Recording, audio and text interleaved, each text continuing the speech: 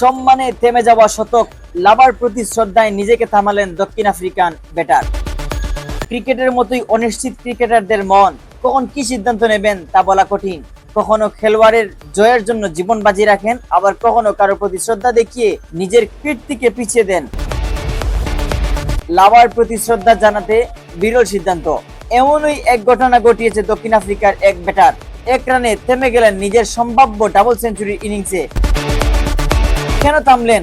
কারণ ঠিক তার সামনে একই দিনে উপস্থিত ছিলেন কিংবদন্তি ব্রায়ান লারা। ক্যারিবীয় গেটের প্রতি সম্মান জানিয়ে নিজের ইনিংস থামিয়ে দিলেন, যাতে লারার একটি রেকর্ড সম্মানহানিকের ভাবে না ভাঙে।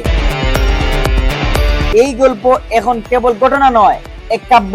এমন আত্মত্যাগ খুব বেশি দেখা যায় না আধুনিক ক্রিকেটে। তাই এক ঘটনা হয়ে উঠেছিল ক্রিকেট ইতিহাসের এক অনন্য মানবিক অধ্যায়। সম্মানের জয় শুধু রানের দৌড়ে নয়, এই ক্রিকেটার জিতে গেছেন হৃদয়ের দৌড়ে। লারার প্রতি এমন সম্মান জানিয়ে কুর্নিশ কুড়িয়েছেন ভক্ত, সাবেক খেলোয়াড় ও বিশ্লেষকদের কাছ থেকে।